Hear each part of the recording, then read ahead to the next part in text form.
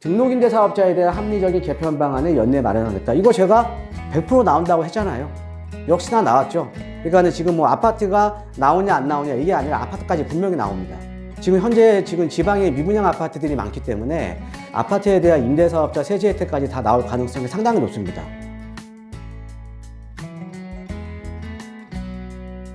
예, 안녕하십니까 시청자 여러분. 예, 부동산 성공 투자 정창래입니다. 예, 최근에 이제 11월 10일 날 또 새로운 이제 부동산 대책이 나왔죠. 예, 그런데 이번에 나온 대책 같은 경우에는 기존에 나왔던 대책하고는 약간 좀 결이 틀립니다. 지금 어떻게 보면은 지금 이제 본격적인 규제 완화의 신호탄이 될 수도 있고요. 우리가 이제 과거에 이제 어떤 정책들이 나왔었고, 예, 이런 것들을 한번 같이 비교를 해보면요. 앞으로 이제 부동산 시장에서 나올 정책들이 어느 정도 예견이 되거든요. 예, 그래서 2023년 뭐 시장에 대한 전망까지도 예, 아울러서 한번 해보는 시간을 갖도록 하겠습니다.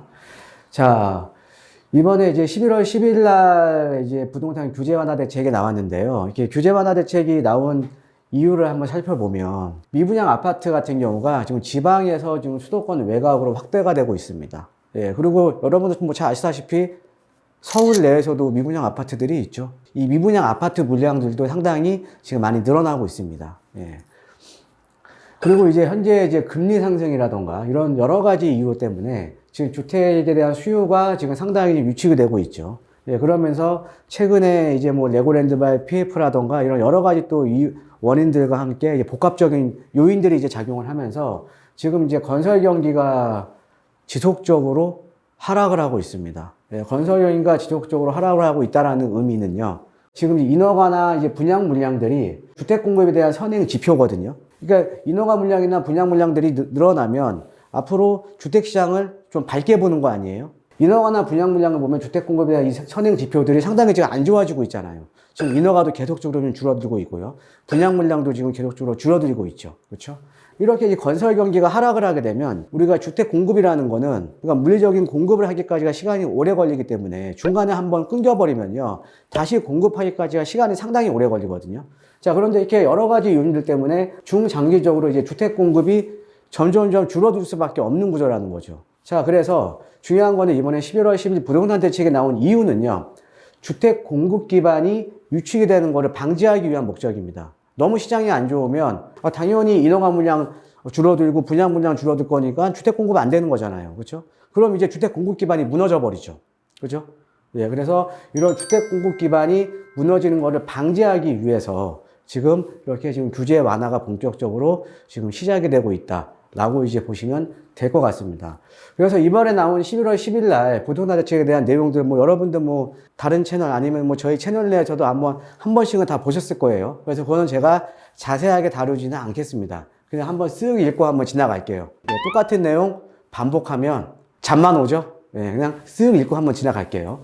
이번 11월 10일 날 나온 부동산 대책의 내용을 살펴보면 크게 보면 세 가지로 보시면 됩니다. 첫 번째, 주택 공급 기반에 대한 유치 방지를 위해서 예, 금융 부분 같은 경우에는 최근에 이제 지금 PF들 많이 지금 유치되어 있죠. 예, PF들. 그러니까 이제 프로젝트 파이낸싱. 예, 이런 것들도 지금 이제 사업 리스크 관리 위한 PF 대출 보증 지원을 확대를 해주고, 그 다음에 이제 리스크 관련 부동산 지분 규제를 완화를 시켜주겠다.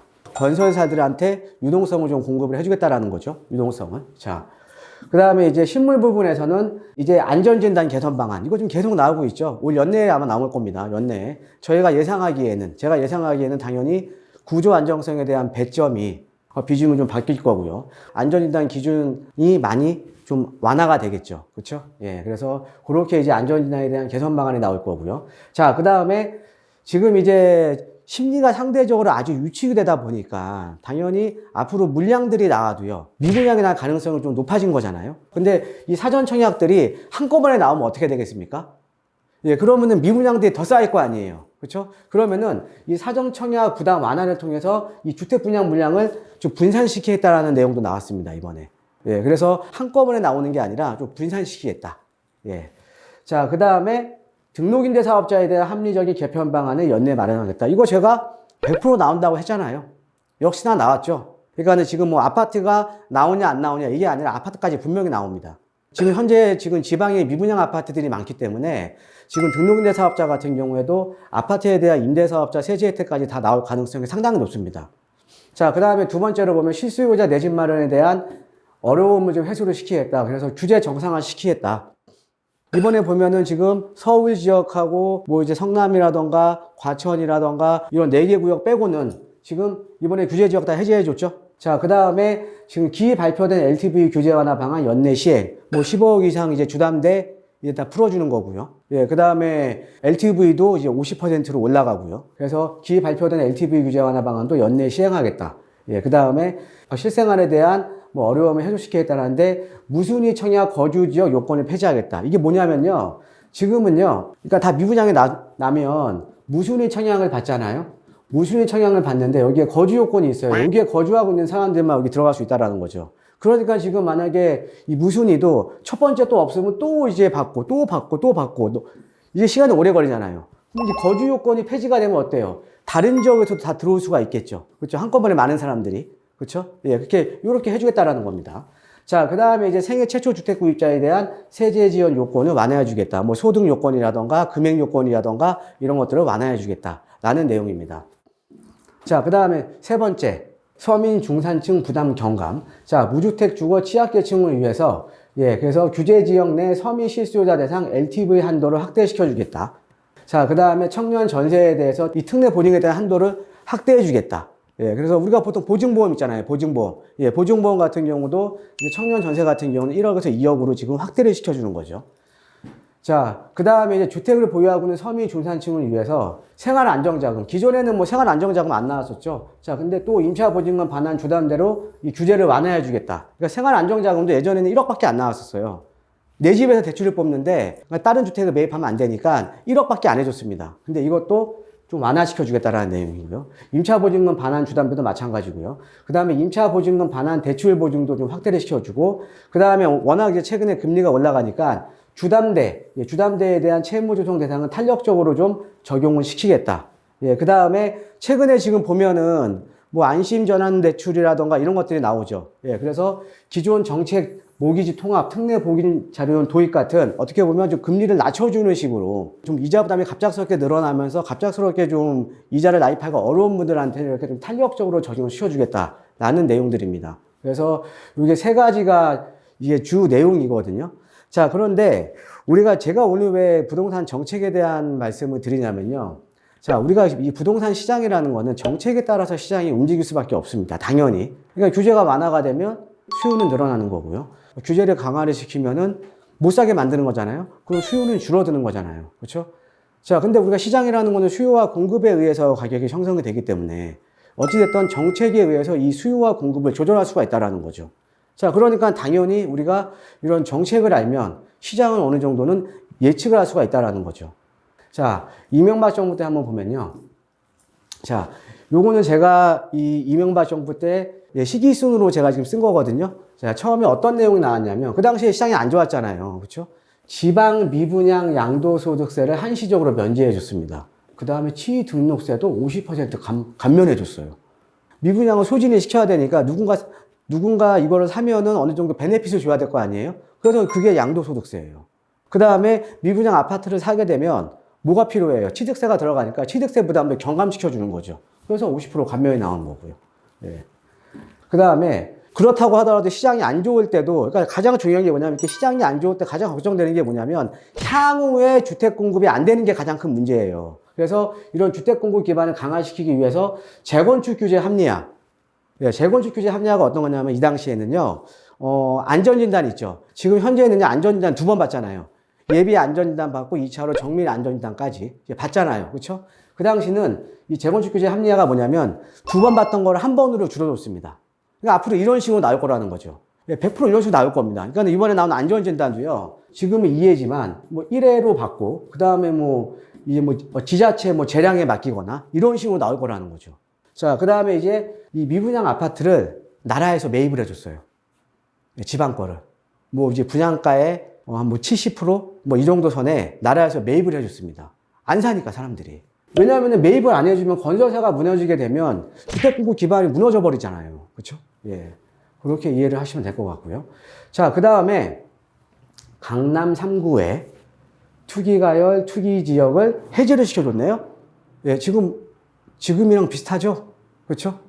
예, 지금은 서울하고 수도권 지역의 4개 지역 빼고는 지금 해제시켜줬잖아요. 그죠? 그 당시도 강남 3구에 투기가열지구, 투기 지역을 다 해제시켜줬습니다. 그 다음에 미분양 주택에 대한 또 양도소득세를 또 한시적으로 또 감면을 해줬고요. 그죠? 예. 그 다음에 무주택자 같은 경우에 대출 규제를 한시적으로 더 완화를 해줬습니다. 그러니까 LTV 한도를 더 높여줬다라는 거죠. 자, 그 다음에 생애 최초 구입자에 대한 구입자금 지원.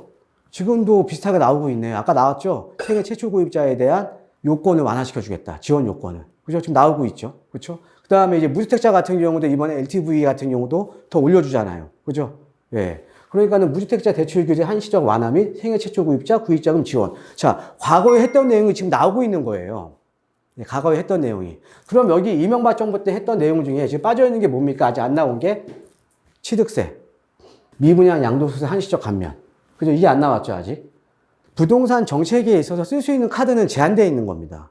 그러니까 경중이 있다라는 거죠, 경중이. 예, 경중이 있는 거고 어떤 타이밍에 써야 될지 이거를 알면 어느 정도는 좀 예측이 가능하다라는 거죠. 자, 그러면 한번 박근혜 정부 때 한번 볼까요? 자, 박근혜 정부 때 보면, 자, 미분양 주택 구입 시 5년간 양도소득세 감면 똑같이 나왔네요. 그렇죠? 여기도 뭐예요? 취득세 또 감면 또 나왔습니다. 그렇죠? 예. 자, 그런데 요때는 또 약간 달라요.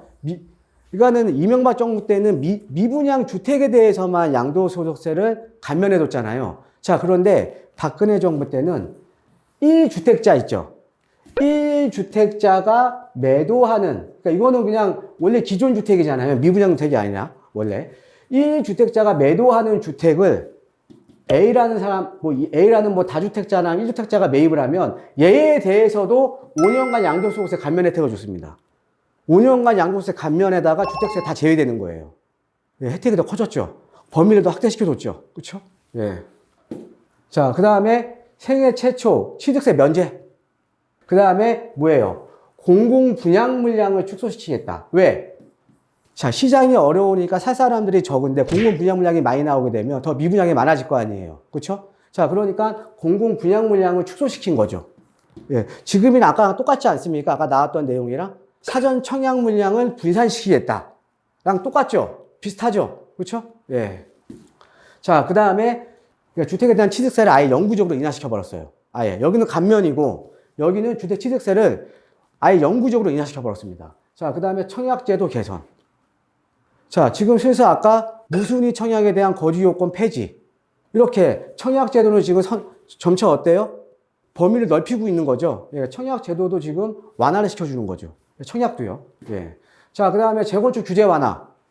예, 원래 그 재건축이라는 건 30년이 지나야 이제 재건축이 가능한 거잖아요. 자, 근데 지금 예전에는 40년이었어요. 최장. 그냥 30년으로 바뀌었고, 이제 분상제 같은 경우에도 이제 탄력적으로 운행하는 거죠. 네, 탄력적으로. 이제 민간택지는 제외하거나. 자, 그 다음에 제초환도 유예시키고요. 그리고 하이라이트가 이 박근혜 정부 때 하이라이트가 뭐냐면 바로 부동산 3법입니다.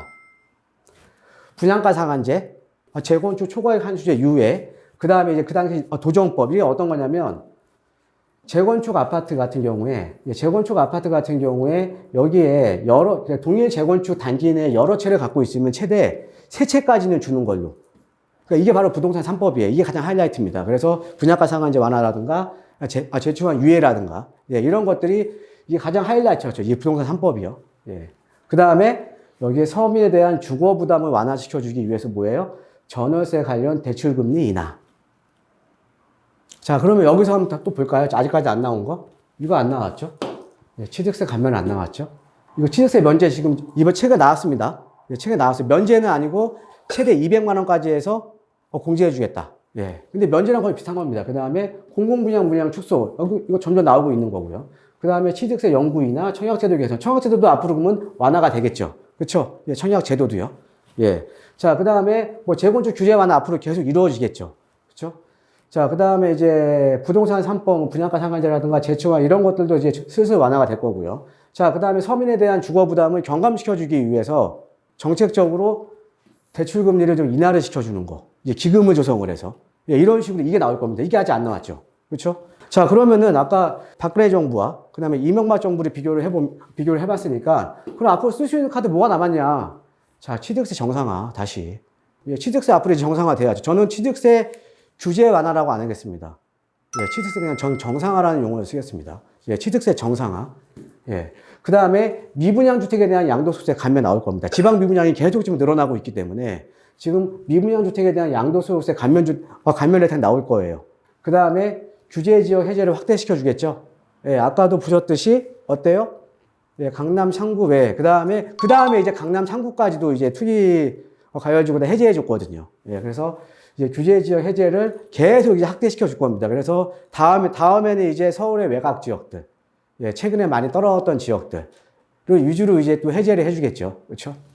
자, 그 다음에 전월세 관련. 그러니까 금리가 올라가니까 요즘 여러분들 전세가는 내려가지만 월세는 지금 오르고 있잖아요. 그러니까 서민에 대한 주거 부담이 좀 높아지죠. 그래서 뭐 전월세 관련해서 뭐 금리를 좀 인하를 시켜준다라든가 이런 기금을 조정을 해서, 예, 그러니까 서민들의 이 주거 부담비를 좀 경감을 시켜주는 또 대책들이 계속 나오겠죠. 그렇죠. 예. 자, 그 다음에 재건축 관련 규제 완화는 앞으로 본격적으로 이제 속도를 낼 수밖에 없겠죠. 그렇죠.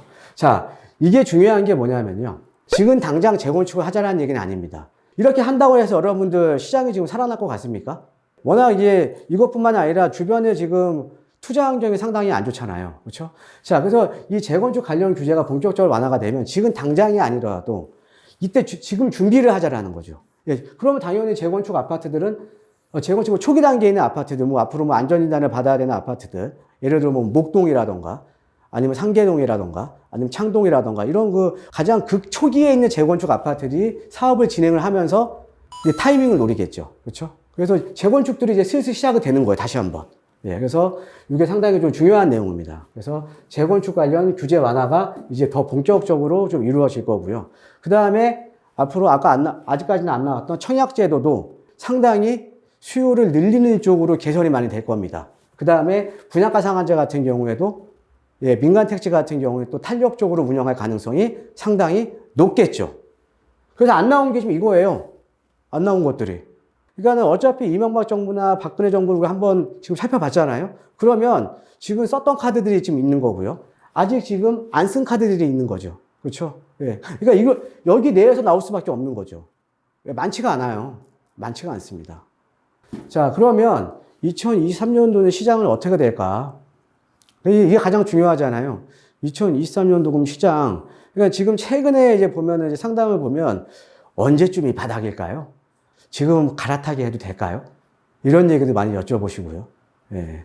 이 2023년도에 대한 시장을 대한 전망을 한번 해보면요. 제가 말씀드렸듯이 부동산 시장은 정책에 따라 움직일 수밖에 없는 겁니다. 예, 정책에 따라서 규제가 되고 또 완화가 되고요. 그렇죠? 예, 그러니까 수요가 늘어나고 수요가 줄어들고 또 공급이 늘어나고 또 공급이 줄어들고 이런 식이라는 거죠. 자, 근데 중요한 거는 우리가 과거보다는 금리 및 거시경제라든가 지금 또 우리나라 외적인 요인들이 또 많아요. 외적인 변수들이 지금 너무 많다라는 거죠. 사실은 이거는 누구도 예측을 할 수가 없는 거죠. 뭐 금리 같은 경우는 지금 뭐 내년 상반기 정도에는 이제 금리 인상이 마무리가 될 거다라는 얘기들이 계속 돌고는 있지만, 근데 또 어디서 또 뭐가 더 터질지도 모르잖아요. 너무 지금 이제 변수가 많다라는 거죠. 그렇죠? 자, 하지만 어느 정도는 이 변수가 많지만은 이 정책적인 요인에 의해서 시장은 어느 정도는 예측이 가능하다라는 거죠. 그래서 보통 보면은 우리가 이 바닥이 언제냐. 근데 저는 이제 제가 예상을 해보면요. 내년 상반기 정도가 이제 아주 바닥은 아니더라도 무릎 아래쪽에 있는 시장은 좀 되지 않을까. 저는 이렇게 좀 예상을 해보거든요. 그러니까 본격적으로 앞으로 규제 완화가 되게 되면 당연히 시장의 수요는 조금씩 늘어날 수밖에 없습니다. 그런데 중요한 게 뭐냐면 이 규제 완화 자체가 여러분들 이해를 하셔야 되는 게 뭐냐면 이거는 뭐 규제 완화가 된다 그러면 또 이런 분들 많아요. 아, 집값 잡아야지 왜 규제 완화 시켜주냐. 이렇게 말씀하시는 분들 많거든요. 근데 그게 중요한 게 아니에요. 지금 규제 완화를 해주는 이유는 아까 제가 말씀드렸듯이 규제 완화에 대한 타이밍을 놓쳐버리면요. 주택 공급 기반 자체가 무너져 버리는 겁니다. 그러면 최근에 4, 5년 동안 가격이 너무 많이 올라 버렸잖아요. 그러니까 주택 공급 확 끊겨버리면 어떻게 됩니까? 나중에 또 폭등 장세가 올 수밖에 없다는 거죠. 그죠?